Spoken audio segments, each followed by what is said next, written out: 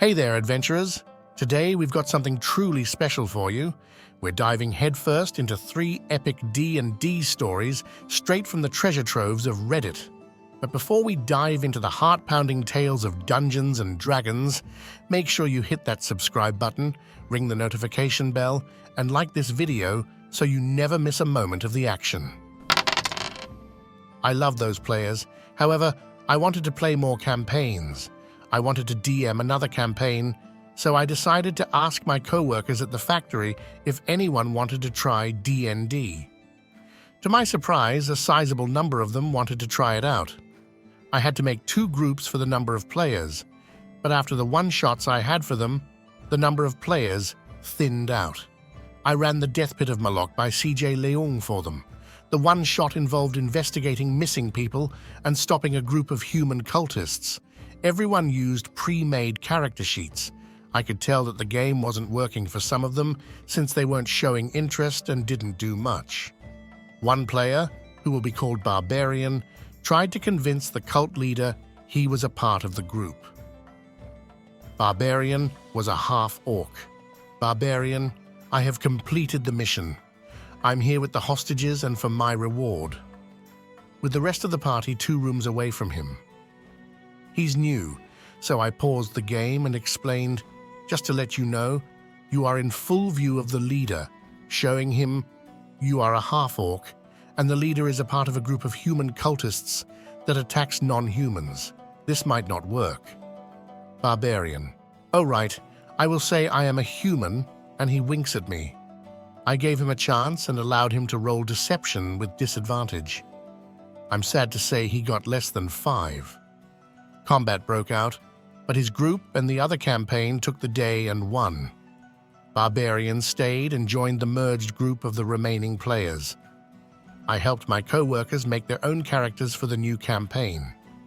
I made a homebrew campaign where they would be arriving in a new land as prisoners, only to discover that the land already has people there, but also that dragons play a bigger role in their universe than they thought. The current cast will be Barbarian, Rogue, Cleric, Paladin, and Warlock. Warlock is the only one who has played before and is my best friend. Rogue had trouble paying attention and often left the table to do something else. Paladin left the table for so many smoke breaks, but since he helped put the group together, I didn't hold that against them. Cleric was just a straight-up murder hobo with a mad scientist brain. Things he did were terrifying yet genius. The first few sessions were something to say the least. They immediately took over the boat they were on until it was shot down. They managed to sneak onto shore where other prisoners were building campfires and tents with guards. I let the party know there are 3 times more guards than prisoners, but no one has noticed them yet. Me. What would you like to do? Barbarian. I want to push the closest guard into the fire. Everyone turns to him. Me. You want to do what now? Barbarian. I want to push that Minotaur guard into the fire. Cleric. Yeah, let's kill them all. Me. Okay. Roll for an attack. He does have a high AC for a guard. Barbarian. Does a 20 hit? Warlock. Wait, you got a nat 20? I'm not a part of this fight. He pushed the guard into the fire, dealing a lot of damage, but 10 other guards decided to join in. The party decided to stand their ground, and were curb-stomped. Everyone was knocked out, except for the Barbarian and the Warlock, who managed to make it to the forest. Barbarian came back to the camp and rushed in to save his friends alone with no plan. You can guess what happened when he yelled and ran in. The party didn't treat Barbarian well after that session, and he shortly left the group without saying anything. I feel bad, but at the same time, he never talked to me about it at work when I asked him. I know now I should have stopped the group then, but they poked at each other all the time. When I made it clear Barbarian wasn't going to come anymore, Warlock asked who was playing a Barbarian. Barbarian player never once used any of his class feats in the game, and it dawned on me at this point. Warlock thought he was a bard this whole time because if they weren't fighting, Barbarian was trying to convince the party to form a band with him. Here's another thing that happened before Barbarian left. The party went on a dungeon crawl and managed to activate a bottomless pitfall trap. I gave everyone one action that they could do before they hit the ground if there was one. A couple of them had very smart ideas. Barbarian decided to use his half-orc feature and also rage. Rogue thought about pulling out their grappling hook and using it. Paladin was trying to think of what he was going to do and came up with the idea that Cleric and himself both heal each other, so he asked Cleric if they would heal him. Shoot Paladin with his crossbow. Paladin responded well. His action would be to swing his weapon at Cleric. I responded, so you're both going to spend your actions to deal damage to each other and see how much fall damage you're going to take as well. Is that your final answer? Both shook their heads yes. By some luck, Paladin was able to survive, but Cleric was knocked out.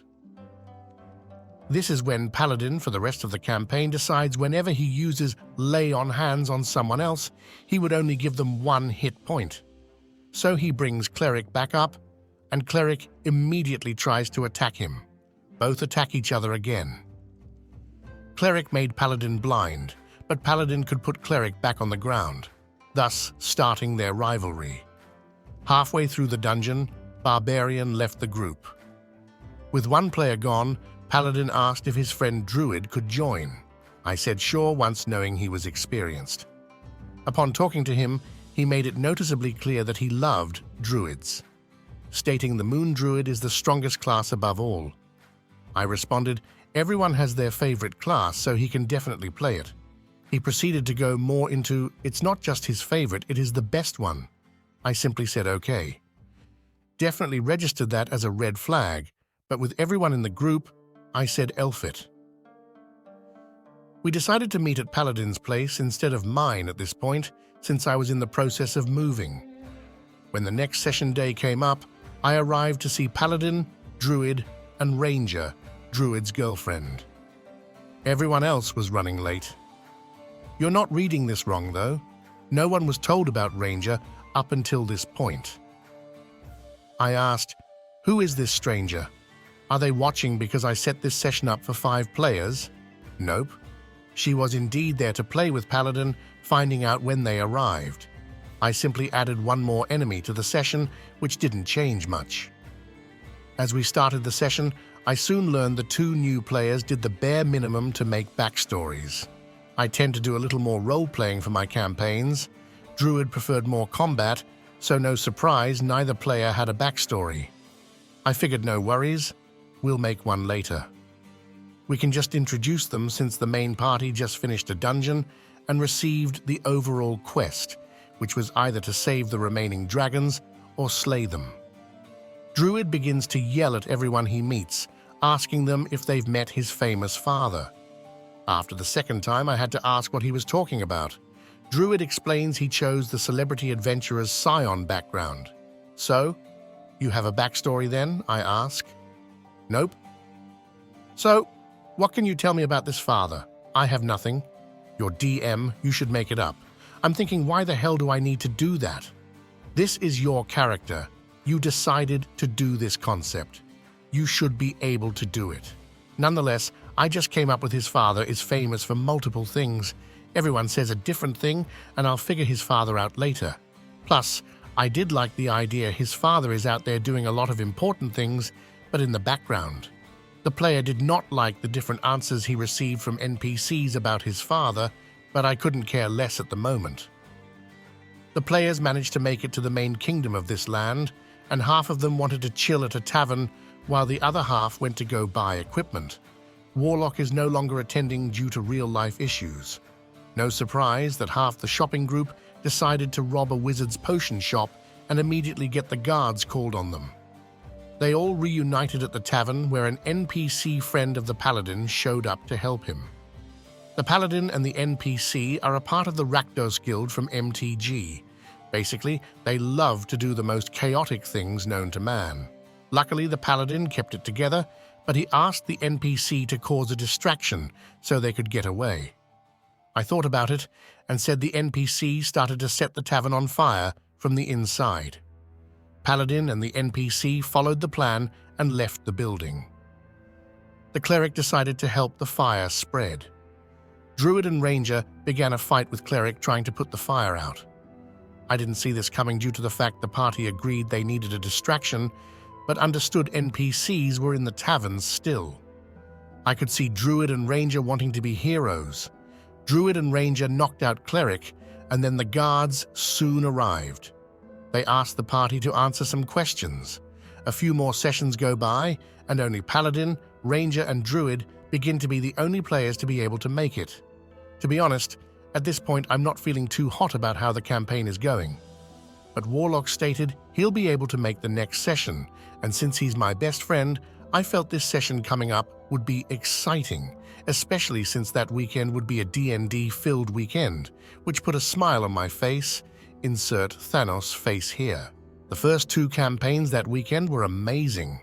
So when Sunday fell, I was ready to play D&D with Warlock for the first time in a while and get this campaign back on track. I decided to give them the Goblin Quest from Hidden Nerdy Side's YouTube channel.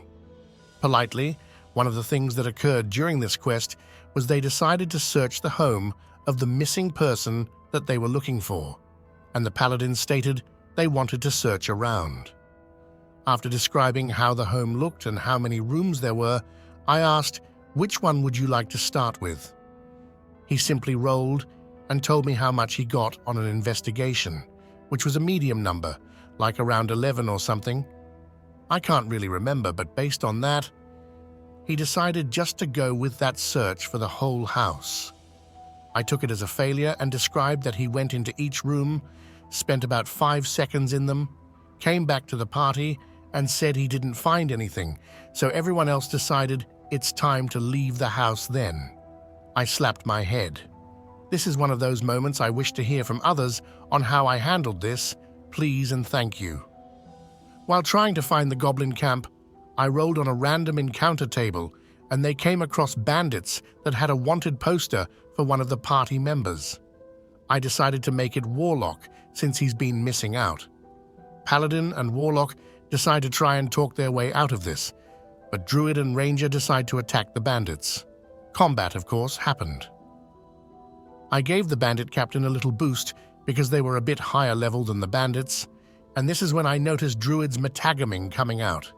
Paladin tried to hit him, but it missed. I increased their AC by 1. Druid states that should have hit. I replied, "Well, it didn't since Paladin didn't meet or beat the captain's AC." Druid says I know he has a so-and-so number for their AC. I replied, now upset, "Yes, and that's the AC for a normal captain, but he's not a normal bandit captain." Druid simmers down now. Now on my turn, I had the bandit captain make a multi-attack on Druid, who immediately screamed out, "How is the bandit adding these modifiers?" I explained, he has the dual-wielding feat. Any creature that has multi-attack, I homebrew that they have the dual-wielding feat since they are essentially trained in that way. This is when I find out the Druid player doesn't know about the dual-wielding choices. He states that it can be done as a bonus action, but you can't add the modifier. I try and explain to him there is a fighting style that's also called the same thing that allows you to have the modifier, and that's what my NPCs have. Druid doesn't accept this, and we argue for at least 20 to 30 minutes. I am not exaggerating because for this entire session, most of it was arguing about this rule and the next rule later on. I asked about this ruling on another Reddit post because I wasn't 100% sure. Nonetheless, I ended the argument with, "Well, this is my homebrew rule for all my campaigns. This is how we're going to roll with it, and I will show you after this session about all the dual-wielding rules." Druid simply replied, "Yeah, whatever, you are the DM of this campaign, so let's go with it." This made me angry, of course, for how long we went over this rule, but I kept hoping since my best friend Warlock helped me out, and I continued to the end. They eventually got to the camp, found the missing person, and needed to figure a way out of the camp. Druid states they wanted to turn into a giant badger and burrow their way through. At this point, I've never run into burrowing rules, so I just stated, "Okay, you're going to burrow your way out, and you are trying to get the party to follow you through, I'm going to have the party members make dexterity checks to see how fast they can get through the hole, because it is at this point the guards are coming back to the tent. Druid replies, there shouldn't be a check, they could just walk their way through. Now I'm thinking about the situation more. They are not even higher than level 5, and a giant badger is not that high of a CR level. I'm starting to think there is no way a giant badger should be able to burrow a tunnel for people to walk through, so I simply reply, no, that I'm quite sure that's not how it works. That starts another 20 minutes of arguing, in which case everybody now is giving their input. Some people say that there shouldn't be a hole even for them to go through. My best friend said that the check makes sense because it would also imply that they're pushing their way through, leaving loose dirt. But Druid is yelling it should be a walkable tunnel, and that is how it should be, no other way around it. I keep saying I'm going to make a final decision, ruling that we are going to just do a dexterity or constitution saving throw, and that's it. But the Druid keeps yelling about it until finally Paladin says, can we just play the game already and just make this saving throw? Paladin decides to start doing the saving throw, followed by Warlock and Ranger, in which case it ends up with all of them succeeding anyway. And again, Druid states, well, I guess this is your campaign and you're the DM of it, so screw it. So I tell them they all manage to push their way through the dirt. It takes them a good while, but once they get outside the camp and dust themselves off, they do hear the goblins sounding the alarm, and that's when I decide to end the session. I kept my cool as we packed up. I just left with Warlock, and once we were away, I just let loose on him, stating I'm just tired of all this arguing and it's just giving me the biggest headache ever. I'm probably going to put this game on pause until I can just chill out about this, because I just had a wonderful beginning of this weekend of just D&D games, and then this session came and just gave it a horrible ending. This is when Warlock tells me that he's not vibing with Druid either, and that he is the reason Cleric left the game as well. He didn't like Druid. A couple of days after that session, I decided to go to Reddit and ask about burrowing rules and how other DMs handle it, and gave them the situation. As I saw the comments come in, I did not know there were going to be that many comments, and I thank you all for that. A lot of people went in on the same things that most of my players were stating, but also more rulings that I didn't even know about for burrowing rules. Most people agreed Druid's way of thinking was wrong. I will admit I handled that situation wrong. With my other campaigns, when we have a ruling that we all don't know about, I just give a decision for that moment and tell them I'll look it up later. It never ends up in an arguing match, such as what Druid and I were doing. So I failed at that point as a DM. I ended up ending the campaign and stating that I just needed time from a campaign where there's mostly arguing and I just wanted to have fun. I'm not having fun in this campaign anymore, and I feel like other people are not either, so I'm just going to end it. In which case the Druid replied with some smart-ass comment, I can't remember nor do I want to. I just straight up blocked him immediately. I am glad to say that Paladin, Rogue, and Cleric came back to me and said that they still want to play and make a new campaign. We got one going and added a couple more players from work, but most importantly, my wife joined in as well. However, stuff went down already involving Paladin, but that's another story. Warlock made the smart decision and stated he would never play D&D with that group of co-workers ever again. He, my wife, and I are currently in another campaign where we all are players with an amazing DM. I recently joined an online campaign only to find out Druid was a part of it and still works with the DM. So, TLDR, I invited my co-workers to try D&D. A series of misfortunes occurred with them, and it ended with arguing with an experienced player on 5E rules. No, I am not kidding with that title. This is just one story I have had over the course of playing with my own family that has resulted in all of this. I have another horror story, but that one is still in the process of occurring, so I will post about that one when it comes. This is a long one, so buckle up. Here I am, coming back to my family after a while of being away. One of the main ways they decided to spend time together was to run D&D with my older sister, her new husband, my mom, my dad, and my younger sister. For reference, we will call them GM, Warlock, Fighter, Ranger, and Rogue, respectively. For me, it is my first time ever playing, but I had wanted to play for years, and for everyone else but Warlock and GM, it was their second time, with the first campaign fizzling out partway through, near when I returned. Into the meat of the story, the entire story revolves around problems relating to GM and Warlock. GM did fine as a dungeon master at first, although cracks started to show when the deck of many things shows up, important later. I draw a card and get 25k gold. The Warlock draws 3 wishes, and the Rogue also draws a wish. The GM also one-shots my bard without allowing any reaction from my character, which was nice. They claimed a Death Knight who was drawn to a necromantic orb rolled too high on initiative for me to beat when I grabbed it and did all of my health in the first turn. I roll up a new character, going with the nice necromancer trope as one that escaped from a group of lizard folk who practiced the magic, using the magic against them to escape. After this point, things began to take a turn for the worse. For one thing, every character from this point onward was immune to non-magical damage, which was fine for the party members, but for my skeletons, it meant they couldn't do anything at all. So I had to resort to summon undead every battle. Our table also has a habit of making fun personal quests for characters related to their backstory. For example, Fighter got a dagger back that was stolen from them and was made so they could huck it, and it would return to their hand as a bonus action. The problem was, Warlock liked to butt in on all of these. The only one he didn't manhandle was Rogue's, because Rogue never got one. Their story was literally they were found in a pickle barrel, and that is it. During Ranger's quest to find and hunt down a group of werewolves, Warlock sneaks into the castle and abducts the actual werewolf. My character's quest to find their missing parents trapped in slavery?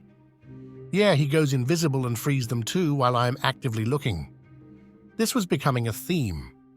Yet the rest of us did not step on his toes when his quest to change patrons to that of a dragon came around.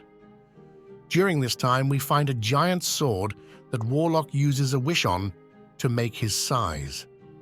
We go through most of the campaign learning about these eyes of the creator god and how they were actually condensed essence from other gods that he killed, and that he wanted to essentially create a world that was too perfect and would likely kill us in the process. So naturally, our party starts to hold on to these eyes, all except for one that we gave to this god before we knew what was up. Now, unbeknownst to me, this whole time, Warlock had been making out-of-game questions to GM while they were at their home about how gods became gods and all of that stuff, and even told her he would do what is coming next. Our last session rolls around, we get the last eye, and the creator's cultists are rallying to stop us from leaving. We have acquired some god-killer metal to try and make weapons with, and discover that Ungiant's sword is made from the same metal. We are about to have the final battle, and then Warlock says, I am going to wish the last eye to be in my hand. Then I take Rogue's hand and teleport away into the Underdark with Dimension Door. There I use Teleportation Circle to go to the god who doesn't know he is a god. We are all looking in disbelief at him, but not in the wow that was so smart kind of way. You see, I had suspected maybe he'd do something crazy and thought about taking Counterspell, but decided against it because I thought, no, Warlock wouldn't do that. When it comes down to it, they would actually favor the whole table being happy, right? Wrong. He proceeds to have Rogue use her wish to convince the god, who didn't know he was a god, to give up his godly powers to them so they could implant the eyes into them. Now they were gods with other gods' powers stuffed into them. They proceed to go and claim power from the nine hells and back this way, all while the rest of the party is looking at the creator like, what just happened? And that was it. That was the end. Technically, our characters were given the chance by them to become minor gods, but I never wanted that. I never wanted an ending so anticlimactic that had nothing to do with any of my character's motivations.